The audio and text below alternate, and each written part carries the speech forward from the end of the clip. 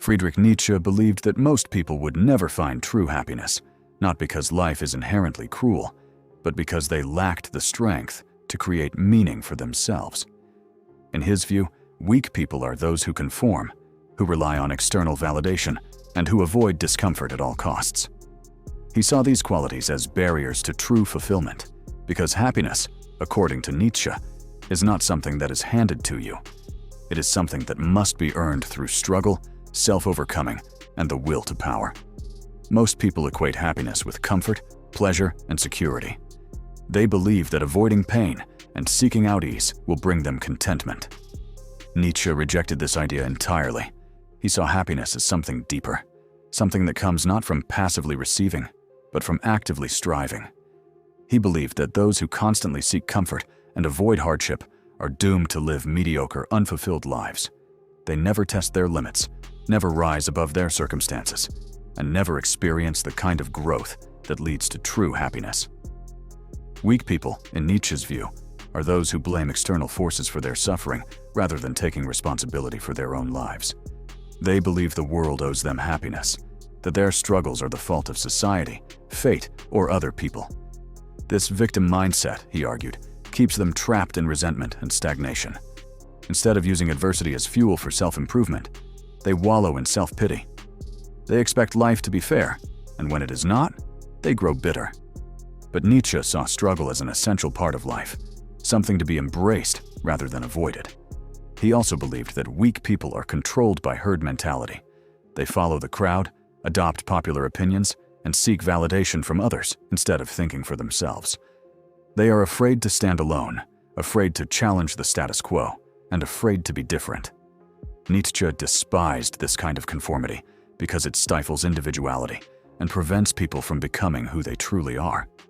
He believed that true happiness comes from living authentically, from following one's own path rather than blindly adhering to societal expectations.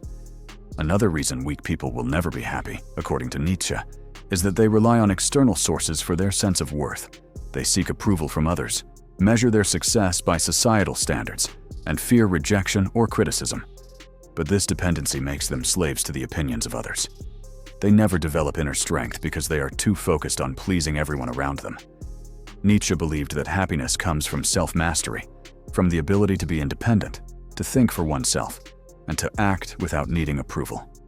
One of Nietzsche's most famous ideas is the concept of the Übermensch, or the overman. The Übermensch is the person who has risen above weakness, who has overcome fear and mediocrity, and who creates their own values instead of adopting those imposed by others. This person does not seek happiness in the conventional sense, but finds fulfillment in struggle, in growth, and in becoming stronger. Nietzsche believed that only those who strive to become the Übermensch can experience true happiness because they live on their own terms. To Nietzsche, suffering is not an obstacle to happiness, it is a requirement for it. He believed that those who try to eliminate suffering from their lives are actually robbing themselves of the very thing that gives life meaning. The greatest achievements, the most profound joys, and the deepest sense of fulfillment all come from overcoming difficulties. Weak people avoid pain, and in doing so, they also avoid the possibility of true happiness. They choose a dull, predictable existence over the challenge of carving their own path. Nietzsche also warned about the dangers of resentment.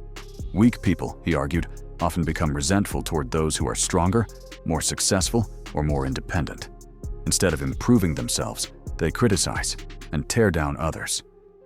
This resentment leads to a mindset of blame, entitlement, and bitterness. Instead of working to better themselves, they seek to bring others down to their level. But Nietzsche believed that true happiness comes from overcoming oneself, not from envying or resenting others. A major obstacle to happiness for weak people is their attachment to false morality. Nietzsche criticized conventional morality because he believed it was designed to suppress the strong and keep people weak. Many moral codes, he argued, encourage passivity, obedience, and guilt, rather than strength, ambition, and self-assertion. He saw this as a way for the weak to control the strong, to shame them into submission. Nietzsche believed that true happiness comes when one abandons these imposed moral constraints and creates their own values based on their unique strengths and desires. He argued that morality, as traditionally taught, often rewards mediocrity and punishes those who strive for greatness. Many belief systems emphasize humility, self-sacrifice, and the suppression of personal ambition, portraying these traits as virtuous. However, Nietzsche saw this as a means to weaken the individual, to strip people of their drive and potential. He believed that real virtue comes not from blindly following rules, but from having the courage to determine one's own moral code. True happiness, he suggested, belongs to those who have the strength to live by their own principles, rather than conforming to the limitations imposed by society. This level of self-determination requires immense inner strength, but it is the only path to true fulfillment. Another reason weak people will never be happy is their reliance on external structures for meaning. Many people look to religion, politics, or social institutions to tell them what to believe and how to live. But Nietzsche argued that true meaning cannot be handed down. It must be created from within.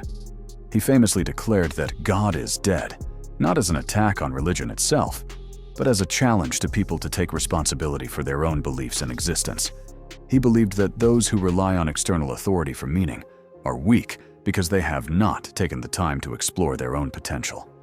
Nietzsche's philosophy is not about cruelty or indifference. It is about empowerment.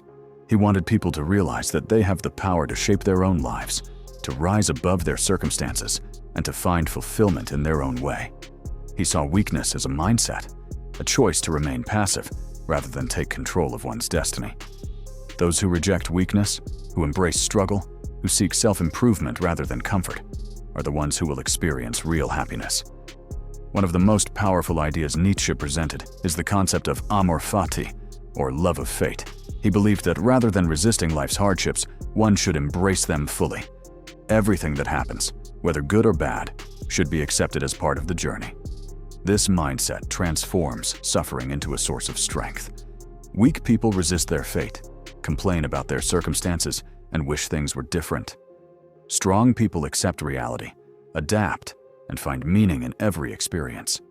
This, Nietzsche believed, is the key to happiness. Nietzsche's philosophy is a call to action. It is a challenge to rise above mediocrity, to abandon the illusions of comfort and certainty, and to take control of one's own life. Most people will never do this. They will remain trapped in the cycle of seeking approval, avoiding hardship, and blaming others for their unhappiness. But for those who are willing to embrace struggle, to develop inner strength, and to create their own meaning, the rewards are immense. True happiness is not given. It is earned through the process of becoming stronger than you were yesterday. The journey to becoming the strongest version of yourself is never-ending.